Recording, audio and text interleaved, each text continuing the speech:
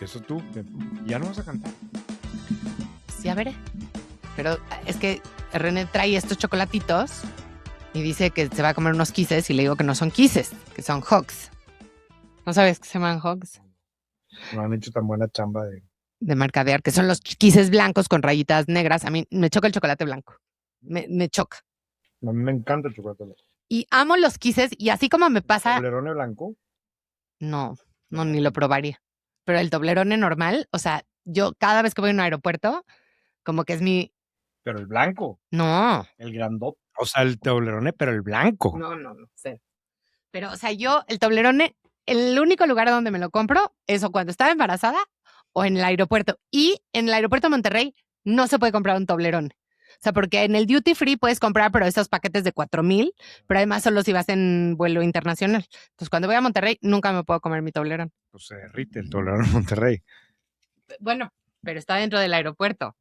Pues sí, pero en el aeropuerto de Monterrey, hasta el año pasado la terminal en la de Aeroméxico no prendían el aire acondicionado, ¿verdad? El tema de OMA ya lo hemos platicado y su rentabilidad, y parte es porque no prenden el aire acondicionado. ¿Viste el artículo del New York Times de que China, o sea, bajó el número de nacimientos de 9,5 millones a casi 8 millones en un año? O sea, nacieron 1,5 menos millones de chinos que el año pasado. Y aparte, en ese mismo año se murieron 11. O sea, está de verdad que no sé quién fue hay alguien muy famoso que dijo que demografía es destino y aquí lo estás viendo. Y no hay manera, o sea, no importa cuánto dinero le están echando al problema, no hay manera de revertir esta tendencia. Y es el cuarto año consecutivo que retrocede la población. Venía en el... Agárralo tú porque estoy comiendo. Porque se está comiendo el hog. Hablando de los hogs, nada más, ya que se está comiendo el hog, así como me pasa con la coca, con la Mexican Coke, que me sabe mucho más rica que la coca en Estados Unidos, los Kisses me saben mucho más ricos en Estados Unidos que en México. Son diferentes. Sí, y saben más ricos. No tengo tanta experiencia comiendo Kisses, pero sí sé que es un producto diferente el que mandan a Estados Unidos que el que se queda aquí. Ahora, pero en regresando a este tema, es el cuarto año consecutivo con este tipo de cifras.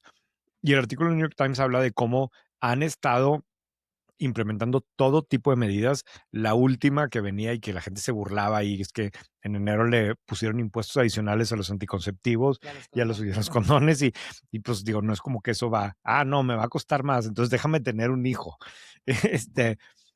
Pero es un tema muy serio y es un tema que tiene implicaciones en México. En el artículo que escribí para Milenio la semana pasada, hablaba del tema que platicamos aquí también, de cómo China está creciendo con marcas. Y parte de la urgencia que tienen es esto, que están conscientes que la dinámica local del mercado les va a cambiar, les está cambiando muy rápidamente y necesitan crecer fuera de su país. Fíjate que yo siempre que veo, porque aparte es un tema que a mí me interesa mucho, esto de las tasas de natalidad, y hay muchos artículos, no sé, no sé, ¿verdad? Bueno, la verdad porque yo quiero... Yo creo que a ti y a mí nos darían ahí entrada, nos darían pasaporte chino. ¿Estás de acuerdo? Casa, nana, etcétera. Pero, y hay muchos artículos de cómo, o sea, de qué está tratando de hacer Dinamarca, qué está tratando de hacer Estados Unidos, etcétera, etcétera. Me da la impresión que la mayoría de estos programas están diseñados por hombres, sobre todo. Porque como que parece que no le preguntaron a las mujeres, oye, a ver, ¿por qué quieres tener menos hijos que antes? Claro, hay una parte económica que es decisión de las dos partes de la pareja, pero, o sea, yo sí creo que podemos hacer el mundo occidental, sobre todo porque el otro no sé cómo funciona, muchísimo más amigable para familias grandes, porque no es un mundo amigable para familias grandes, ni económicamente, ni socialmente, ni nada, ¿no? Pues sí, de hecho coincide esto con un artículo que si no me equivoco también del New York Times, no lo traigo yo aquí, pero que hablaba de las mujeres de más de 40 que deciden ahora tener hijos solas por medio de fertilización in vitro, ¿no? Y es como que el otro lado de la moneda, de alguien que no ha tenido hijos y que dice, oye, es que yo sí quiero tener hijos, y en muchas ocasiones más de uno, y pues como que alrededor del tema demográfico es sumamente significativo en lo que está pasando en los diferentes países, incluyendo México. En su momento, hablamos tú y yo aquí de una nota, creo que era de Bloomberg, de cómo México como país se ve súper diferente que la Ciudad de México en particular. O sea, la tasa de natalidad de la Ciudad de México está peor que en cualquiera de estos lugares, ¿no?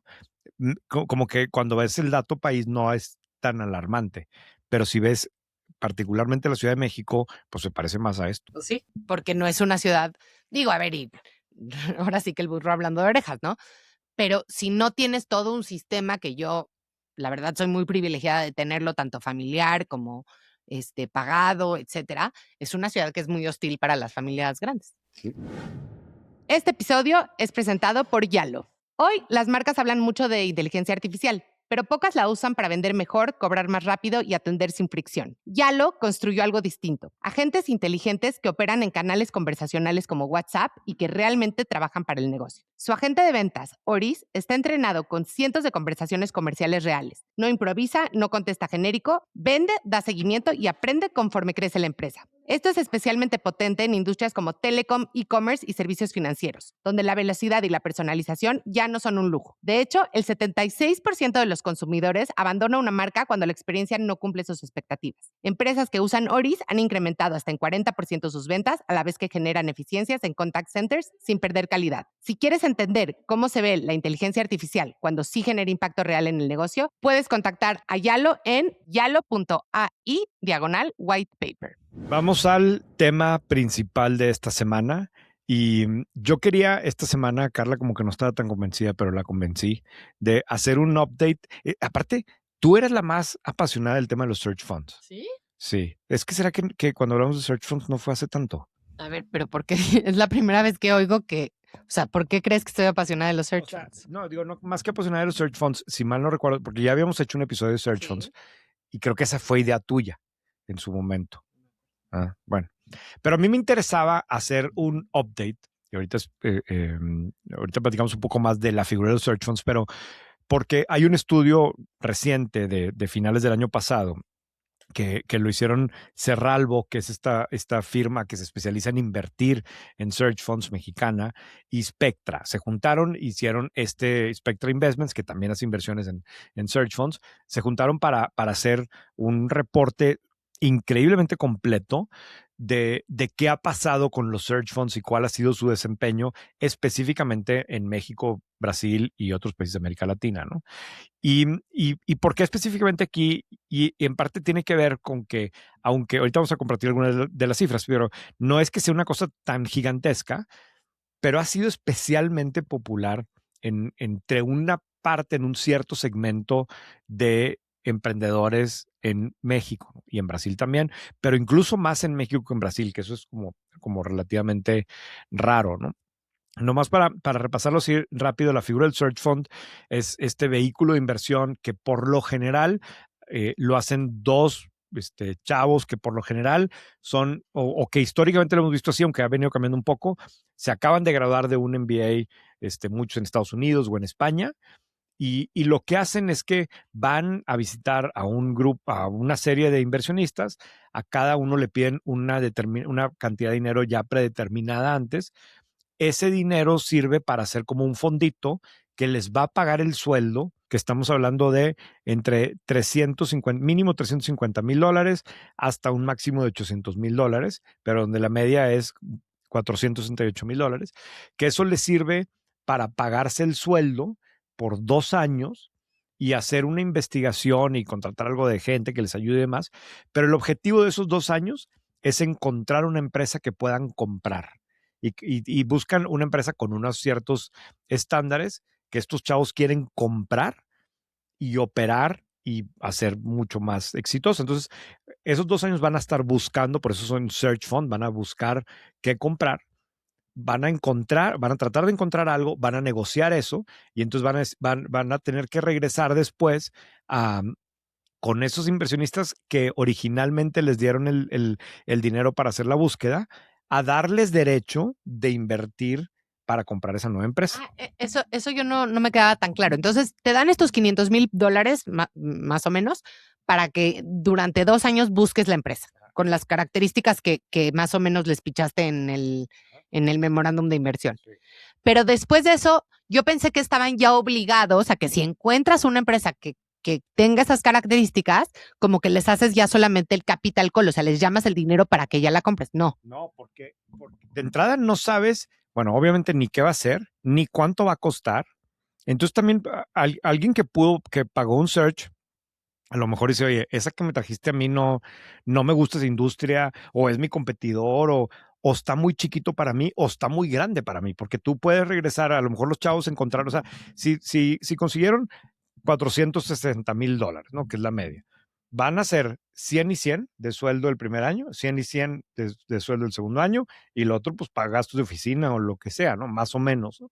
Entonces ya, se acaba el dinero del search. Y entonces ahora sí regresan. Ya Que es importante, es un sueldo eh, que es más o menos el promedio de lo que ganan los egresados en los primeros años de uno de estos programas muy prestigiosos. Sí. ¿No? Entonces, básicamente te están pagando para que no te emplees, sino para que les busques un negocio que luego pueden comprar. Exacto. Ahora, esto que tú dices que luego los inversionistas tienen el derecho a decidir si sí le entran o no, lo que creo es que la mayoría de los casos, cuando no se da la inversión, no es porque los inversionistas digan que no, es porque no encontraron un target, ¿no? Son escenarios distintos. O sea, y justo el estudio que tenemos aquí trae las cifras detrás de eso y otra vez ahorita se las compartimos, pero aquí puede pasar que en los 2 años, uno, no encuentres qué comprar. Y diga, ¿sabes qué?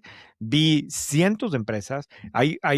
Yo platiqué con un searcher la semana pasada o hace como 10 días, que justo estaba terminando su search y no había encontrado nada que comprar. Y él me contaba, dice, oye, vi una empresa que me gustó en España. O sea, vi cientos de empresas, incluyendo no, y por lo general incluso es interesante que muchos de estos chavos ni siquiera están buscando empresas en México, las están buscando en otros lados, en Estados Unidos o él me decía, yo vi una en España que me gustó mucho, pero a la hora de meterme más a fondo, lo que querían, pues no, o sea, aunque yo hubiera conseguido el dinero para la inversión, no hubiera sido buena inversión y pues lo dejé ir y vi otra no sé dónde y entonces, pero pues no, terminó los 2 años, se acabó el search y ya, Híjoles. O sea, qué duro, ¿no? O sea, ¿se considera un fracaso cuando pasa eso? pues no, digo, no sé si esa sea como la etiqueta, pero pues no, o sea, él corrió todo el proceso, hizo toda la chamba y bueno, pues ahora necesita buscar qué va a hacer, ¿no? Y es algo, pues así pasó. Ahora, hay otros casos, también conozco y otro caso donde encontraron una empresa, pero los inversionistas no les gustó la empresa. Entonces no le dieron el dinero y entonces pues también se acabó el search sin comprar empresa. Ahora, hay en medio, o sea, es más, mira, vamos a ver los datos, ¿no? Hasta Ahora, es importante para mí decir que lo platicamos en la comida. ¿Por qué la gente invierte en este tipo de cosas? O sea, ¿por qué invertirías en un search fund si puedes meter tu dinero al S&P 500, donde sabes que más o menos te va a dar, no sé, entre 5 y 8 anual, líquido y todo?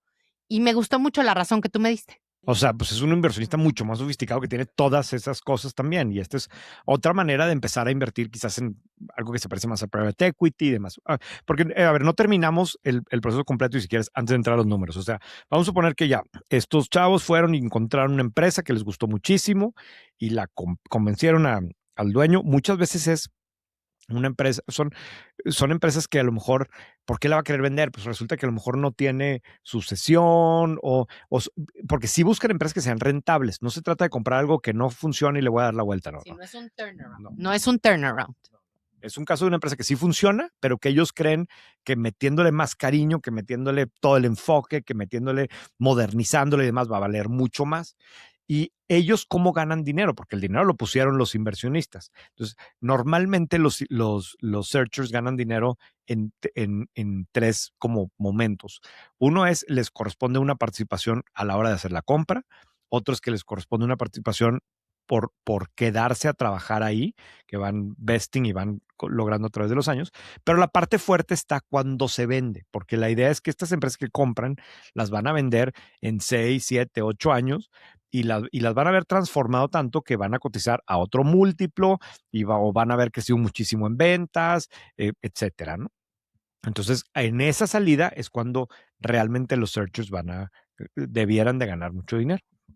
Y que este es el caso más famoso, o sea, ya lo dijiste, es México, somos más fuertes en search funds que Brasil, obviamente mucho más fuertes que cualquier otro de los países de América Latina.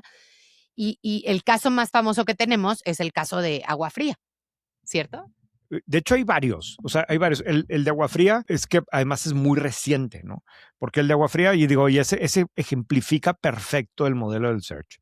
O sea, un par de graduados de MBA regresan, empiezan a buscar qué comprar y encuentran.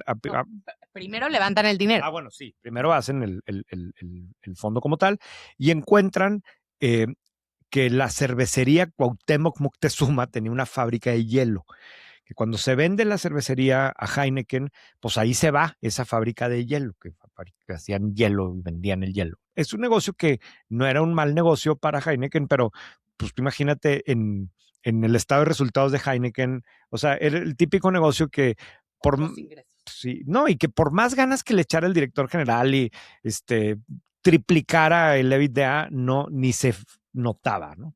Entonces van, los convencen que les vendan, compran esto, se meten a fondo, le empiezan a meter durísimo a la distribución, empiezan a mejorar el producto. Pues tienes a dos emprendedores súper hambrientos, recién egresados del MBA, que si bien esa empresa antes, pues dentro de Heineken no era nada, pues para ellos es toda su vida y se la están jugando toda por completo. Entonces empieza a notar, y además otra de las, no es que tenga que ser así, pero otra cosa muy común en los en los searchers es que luego empiezan a hacer el roll-up famoso de private equity y empiezan a comprar a otros jugadores. Aquí en el caso de Agua Fría, a la fecha ha comprado como a 25 empresas de hielo, se convirtió como que en el gigante del hielo en México, al grado que, si no me equivoco, el año pasado ya se vendió y ya la compró la empresa de hielo más grande en Estados Unidos, y algunos de los inversionistas creo que se quedaron ahí, uno de los searchers se quedó ahí trabajando, pero en sí pues ahora sí como que se cumplió todos los pasos del ciclo normal del search fund, ¿no? Oye, algo que no viene en el reporte, pero a lo mejor tú sabes, es típicamente quiénes son los limited partners, es decir, los que fondean estos search funds. O sea, son otros fondos tipo de private equity, son familias o family offices que tienen capital que quieren diversificar. ¿O qué? Sí, los dos. O sea, como que hasta donde entiendo históricamente eran más bien personas físicas, high net worth individuals, o sea, empresarios, ultra high net worth, empresarios, pero en los últimos años también han venido surgiendo fondos especializados en search funds. Cerralvo es uno, Alza Capital es otro, o sea, hay varios que se especializan en este modelo y por lo tanto se convierten en ultra expertos y saben exactamente cuándo tienen que entrar, y de alguna forma también la lógica es que, oye, tú no inviertas directo en uno porque pues, tus probabilidades de éxito son muy bajas versus invierte en un fondo que va a tener participación en todos, ¿no? Y me imagino que además ya tienen cierta expertise en detectar patrones, aunque no sé si exista tal cosa, de qué hace que un searcher sea exitoso. Y los perfiles de los searchers y demás. Sabemos si, porque hay muchísimos datos en el reporte. Por ejemplo, un dato que a mí me llamó la atención, ya vamos a hablar de los datos. Sí. Un dato que a mí me llamó la atención es que a pesar de que a lo largo de la historia, a ver, son realmente pocos datos, porque no hay tantas transacciones. Entonces, no es que sea una muestra estadísticamente significativa, es más bien son observaciones. Pero a lo largo de los años, los search funds que son más de un socio han sido mucho más exitosos que los que son solamente una persona. Y sin embargo, últimamente, como que hay muchos más fondos, muchos más search funds que son solo de una persona, lo cual es contraintuitivo. A los datos de la historia. Sí, también la otra cosa que ha venido cambiando según estos datos, y nos estamos como que adelantando, pero es que históricamente me refiero a hace 5 años, ¿verdad? O sea, 7 años. Este reporte empieza en 2013, o sea, también históricamente los últimos 10 minutos, ¿no? Ha sido más bien chavos recién graduados del MBA con relativamente poca experiencia profesional. O sea, y de hecho, yo pues casi todos los que conozco que han hecho search, o incluso con los que hablamos, porque por White Paper tenemos relación con muchos de ellos, ahí está, tienen 27, abajo de 30 años o quizás 30 poquitos, ¿no?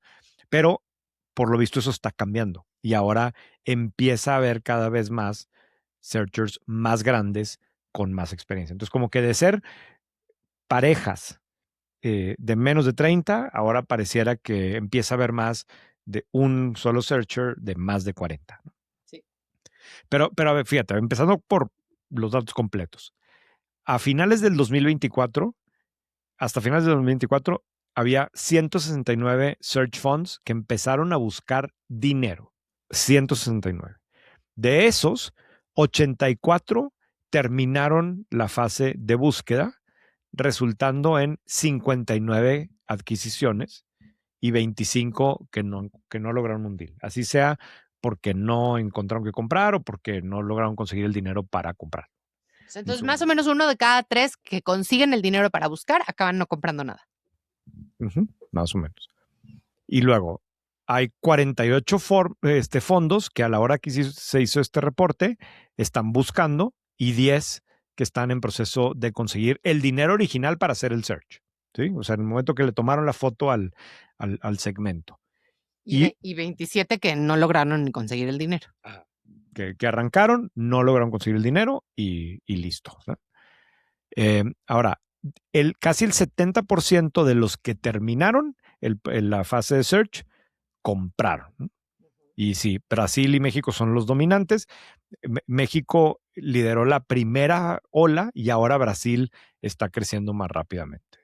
Lo que decíamos, el perfil de los search de los emprendedores está cambiando claramente una tendencia hacia más solo searchers, que le llaman uno solo, que ahora representan el 78, o más bien el 78% de los search funds entre el 23 y 24, de ser menos de la mitad antes.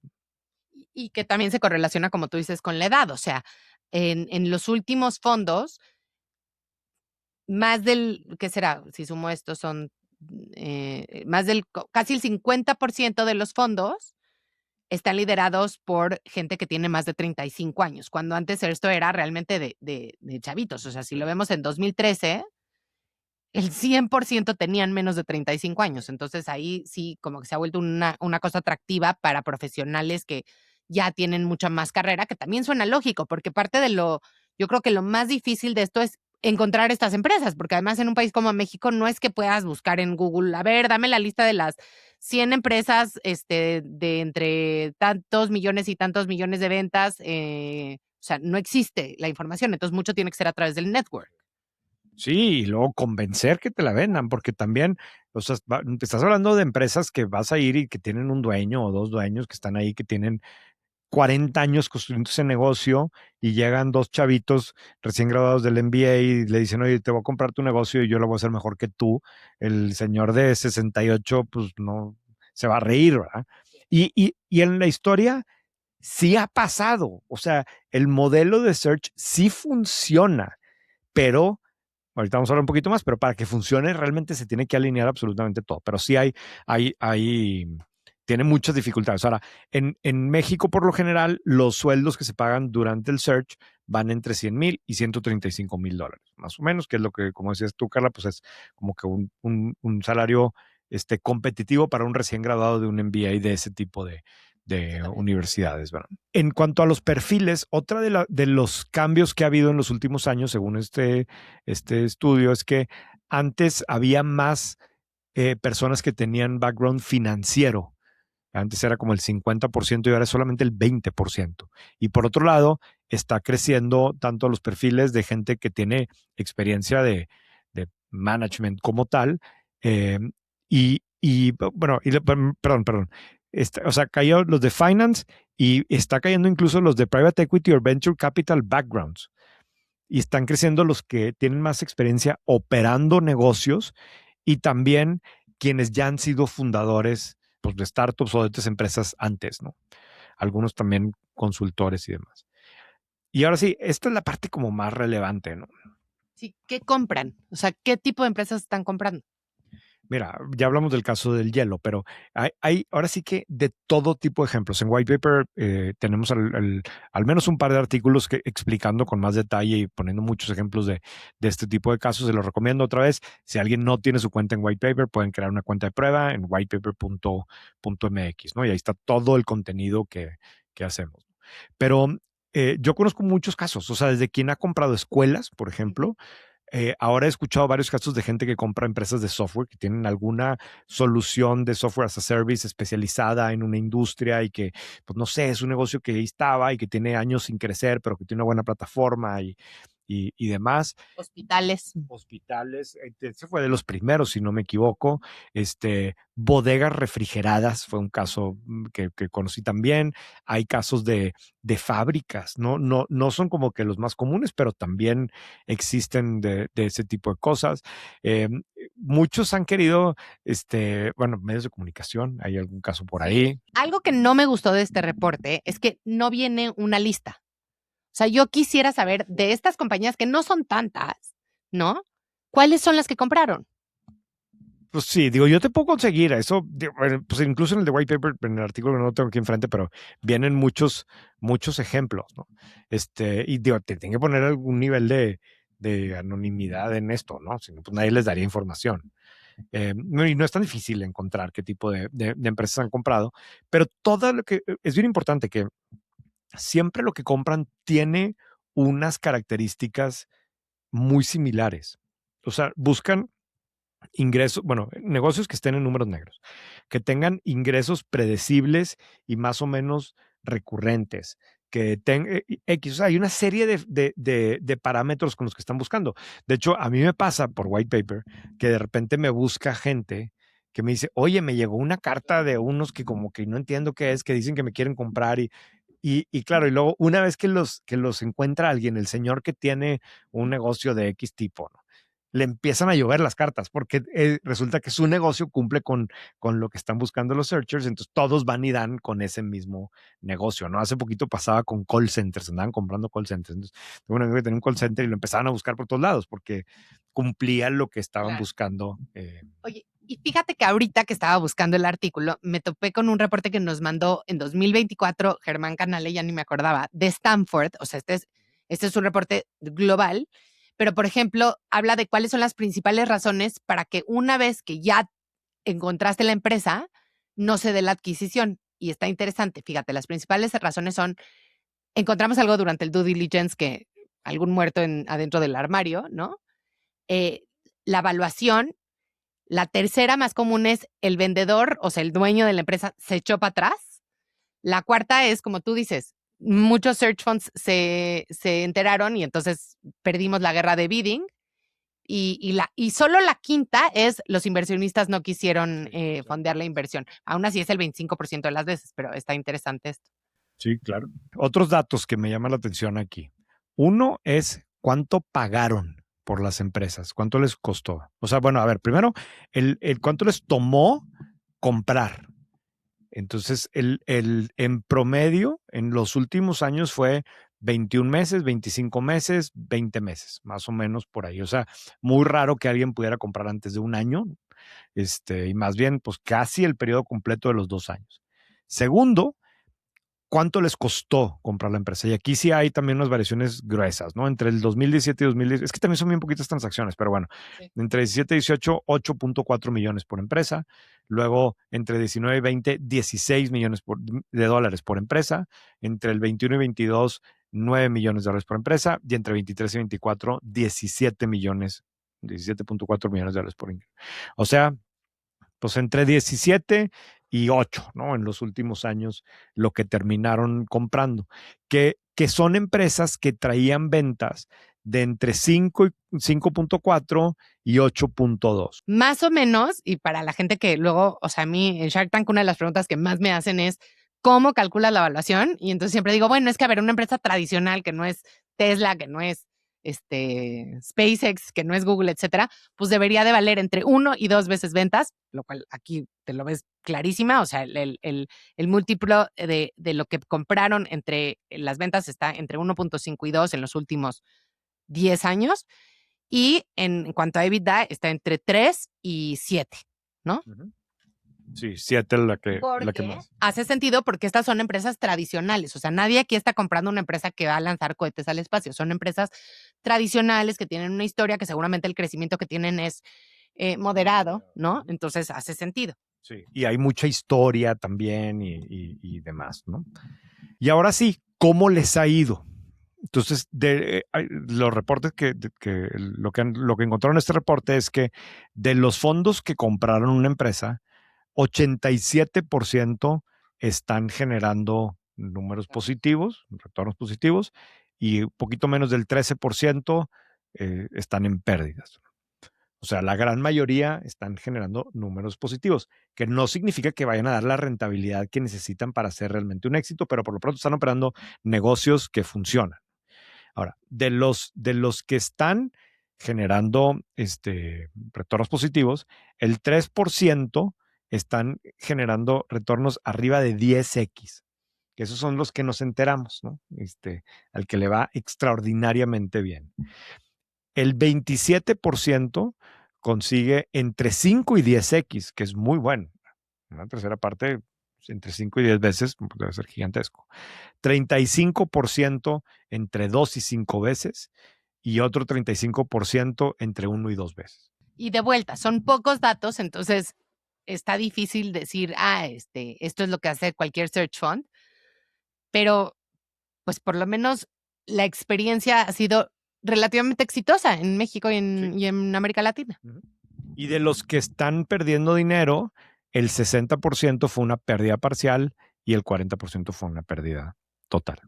Yo creo que, es más allá de lo que dicen los números y si es buena inversión o no, debe de ser súper interesante la experiencia de management de los searchers, de que llegan un día, y no es como cuando tú construyes desde cero una empresa y entonces tú, por ejemplo, white paper, ¿no? Tú decidiste, cada persona tú la has contratado y decidiste que esta fuera la oficina y que este fuera el logotipo y vas creando la cultura y vas creando, aquí tú llegas con una empresa que si bien hiciste due diligence, seguro te encuentras con 1000 vicios, tradiciones, cotos de poder, cultura. Entonces, la experiencia como ejecutivo de los searchers debe de ser para escribir un libro, la verdad. Sí, sí, sin duda. Y o sea, este modelo, otra vez, funciona muy bien siempre y cuando se cumpla absolutamente todo lo que tiene que pasar. O sea, tiene como muy poco margen de maniobra. Funciona muy bien para un cierto tipo de searcher, que ya de por sí, o sea, que para empezar que tenga acceso a quién va a invertir en esa persona para que haga un search, que ya es un animal como muy raro, ¿verdad? De entrada. Y luego encontrar qué comprar y luego convencer qué comprar y luego comprarlo en el precio que sea necesario y luego convencer a los inversionistas para que le den el dinero. Y luego operarlo bien y que no haya condiciones de alrededor. O sea, imagínate que tú vendes autopartes y de repente Trump pone una tarifa y todo tu business plan ya valió, ¿no? Sí. Sí.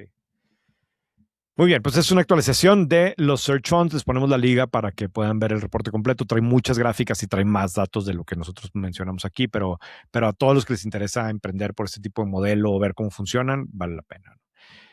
La recomendación de la semana. Y ahora no trajiste nada, tú, me extraña. Que siempre andas muy... Es que estoy leyendo. A ver, bueno, es que leí ficción. Puedes recomendar ficción. A mí me has recomendado ficción. O sea, a ver, a mí me gustan mucho los Juegos del Hambre. Y leí la primera precuela, no la segunda, la del President Snow. Y la verdad es que me rompió el corazón. O sea, como que ayer que lo terminé o antier que me volteé con Carlos y le dije, ese libro no es young adult, porque ves que está clasificado como para adolescentes. Dije, este libro no es young adult y hay tantas cosas que te juro que es lo que hace una buena novela distópica, que se sienten como actuales, ¿no? Por ejemplo, hoy que vi que Trump anunció el Council of Peace, ¿no? El Consejo de la Paz. Y entonces en los Juegos del Hambre los soldados que reprimen se llaman los peacemakers.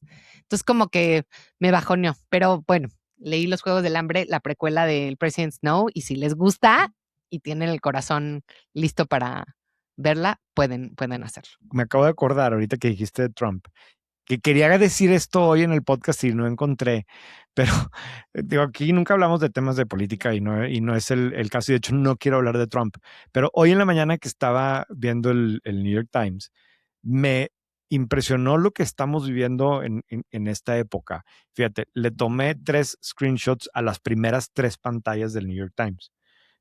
Lo principal que ves, y si le das tantito para abajo y si le das tantito para abajo. Entonces, si aquí estamos viendo, Carla y yo, la portada del New York Times hoy eran como las 5 de la mañana. Sí, las 5 de la mañana.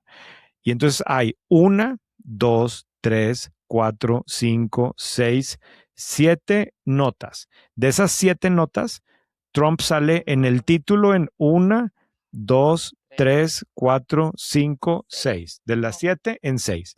Y luego vámonos a la página de abajo. Hay 1, 2, 3, 4, 5, 6, 7, 8, 9. De esas 9, 1, 2, 3, 4, 5, 6, 6. De las 9, 6.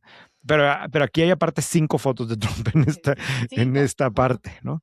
Y en la tercera hay 1, 2, 3, 4, 5, 6, 7, 8, 9, 10, 11, 12 notas. De esas 12 notas, Trump salen 1, 2, 3, 4. Aquí salen menos. Ahora, las demás no dice Trump en el título, pero también tiene que ver con políticas del presidente Trump. No sé, quise destacarlo porque de repente, o sea, no nos damos cuenta, pero realmente está dominando absolutamente todos los temas o simplemente los medios eligen darle cobertura a todos los temas que Trump tiene. Pero, o sea, me impactó. Sí. Todos los títulos dicen Trump.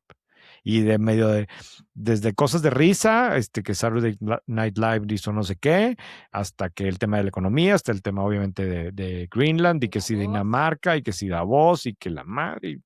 Pero bueno, that's it. Yo sí tengo una recomendación. De hecho, ahorita me acabo de dar cuenta que también está ligada con Trump, pero no me importa. Y creo que vale la pena.